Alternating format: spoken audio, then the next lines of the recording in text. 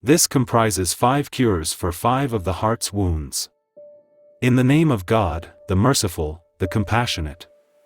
And say, O my Sustainer, I seek refuge with you from the suggestions of the evil ones *, and I seek refuge with you, O my Sustainer, lest they should come near me.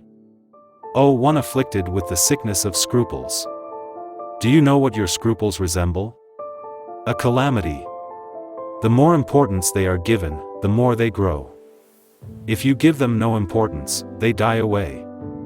If you see them as big, they grow bigger. If you see them as small, they grow smaller. If you fear them, they swell and make you ill. If you do not fear them, they are light and remain hidden. If you do not know their true nature, they persist and become established. While if you do know them and recognize them, they disappear. And so, I shall explain only 5 aspects which, of the many sorts of these calamitous scruples, are those which most frequently occur. Perhaps it may be curative for you and for me, for these scruples are such that ignorance invites them and knowledge repulses them. If you do not recognize them, they come; if you do recognize them, they go. First aspect, first wound. Satan first casts a doubt into the heart. If the heart does not accept it, it turns from a doubt into abuse. It depicts before the imagination some unclean memories and unmannerly, ugly states which resemble abuse, and causes the heart to declare, alas, and fall into despair. The person suffering from scruples supposes that he has acted wrongfully before his sustainer and feels a terrible agitation and anxiety. In order to be saved from it, he flees from the divine presence and wants to plunge into heedlessness. The cure for this wound is this: O wretched man suffering from scruples, do not be alarmed. For what comes to your mind is not abuse, but something imaginary. And like to imagine unbelief is not unbelief, to imagine abuse is not abuse either. For according to logic, an imagining is not a judgment, and abuse is a judgment. Moreover, those ugly words are not the words of your heart, because your heart is saddened and sorry at them. Rather they come from the inner faculty situated near the heart, which is a means of satanic whisperings. The harm of scruples is imagining the harm. That is, it is to suffer harm in the heart through imagining them to be harmful. For it is imagining to be reality and imagining which is devoid of judgment. Also, it is to attribute to the heart Satan's works, to suppose his words to be from it. Such a person thinks it is harmful, so it becomes harmful. That is anyway what Satan wanted. Second aspect, it is this: when meanings arise in the heart, they enter the imagination stripped of form. It is there that they are clothed in an image or form. The imagination, always affected by some cause, weaves images of a sort. It leaves on the way the images of the things to which it gives importance. Whatever meaning passes through it, it either clothes it, or wears it, or taints it, or veils it. If the meanings are pure and clean, and the images, dirty and base, there is no clothing, but there is contact. The man with scruples confuses the contact with being clothed. He exclaims, alas! How corrupted my heart has become! This lowness has made me despicable. Satan takes advantage of this vein of his. The cure for such a wound is as follows: listen, O you unfortunate. Just as outward cleanliness, which is the means to the correct conduct of your prayers, is not affected by the uncleanness of the inside of your inner organs, and is not spoiled by it, so the sacred meanings being close to unclean forms does not harm them. For example, you are reflecting on some divine signs when suddenly you feel ill, or an appetite, or a stimulation like a need to pass water. Of course your imagination will see whatever is necessary to cure the ill or answer the need, and will look at it, weave lowly forms appropriate to them, and the meanings that arise will pass between them. But there is no harm in their passing, nor soiling, nor error, nor injury. If there is any mistake, it is in paying them attention and imagining the harm. Third aspect, it is this: there are certain hidden connections between things. There are even the threads of connections between things you least expected. They are either there in fact, or your imagination made them according to the art with which it was preoccupied, and tied them together. It is due to this mystery of connections that sometimes seeing a sacred thing calls to mind a dirty thing. As stated in the science of rhetoric, although opposition is the cause of distance in the outer world, it is the cause of proximity in the imagination. That is, an imaginary connection is the means of bringing together the images of two opposites. The recollection which arises from this connection is called the association of ideas. For example, while performing the prayers or reciting supplications before the Kaaba in the divine presence, this association of ideas takes hold of you and drives you to the furthest, lowest trivia, although you are reflecting on Quranic verses. If your head is afflicted with association of ideas in this way, beware, do not be alarmed. Rather, the moment you come to your senses, turn back. Do not say, "I've done a great wrong," and keep playing with the trigger, lest through your attention, that tenuous connection strengthens. For the more you feel regret, the more importance you give it, and that faint memory of yours becomes ingrained. It becomes an imaginary sickness. Do not be frightened, it is not a sickness of the heart. This sort of recollection is mostly involuntary. Especially in sensitive, nervous people it is more common. Satan works the mind of this sort of scruple a great deal. The cure for this wound is as follows: the association of ideas is mostly involuntary. One is not answerable for it.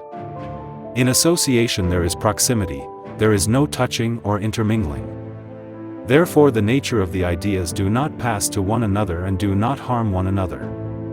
Just as Satan and the angel of inspiration being in proximity to one another around the heart, and sinners and the pious being close to one another in the same house cause no harm, so too, if at the prompting of the association of ideas, dirty imaginings come and enter among clean thoughts, they cause no harm.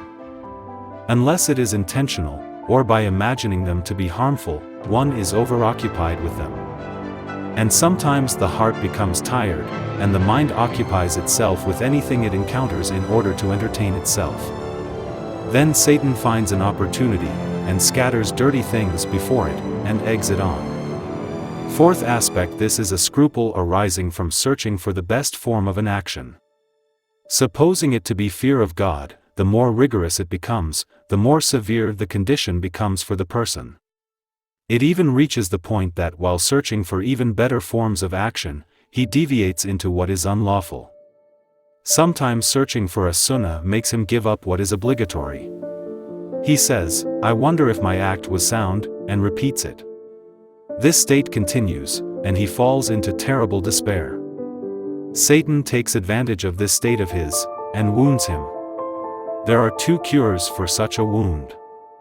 The first cure: scruples like this are worthy of the Mu'tazilites, because they say, actions and things for which a person is responsible are either, of themselves and in regard to the hereafter, good, and because of this good they were commanded, or they are bad, and because they are bad they were prohibited. That means, from the point of view of reality in the hereafter, the good and bad in things is dependent on the things themselves, and the divine command and prohibition follows this. According to this school of thought, the following scruple arises in every action which a person performs: I wonder if my action was performed in the good way that in essence it is? While the true school, the Sunni school, says, Almighty God orders a thing, then it becomes good. He prohibits a thing, then it becomes bad. That is, goodness becomes existent through command, and badness through prohibition.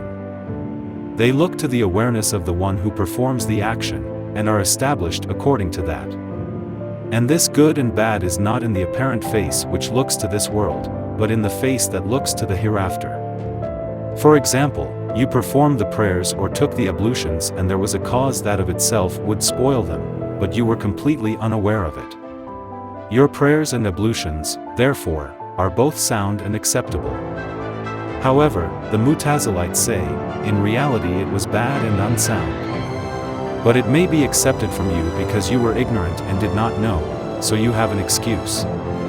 Therefore, according to the Sunni school, do not say about an action which is conformable with the externals of the Sharia, I wonder if it was sound, do not have scruples about it.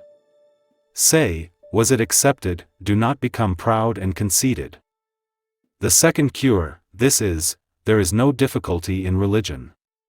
Since the four schools of law are true, and since realizing a fault which leads to the seeking of forgiveness is preferable, for the person afflicted with scruples, to seeing actions as good, which leads to pride, that is, it is better if such a person sees his action as faulty and seeks forgiveness, rather than considering it to be good and falling into pride.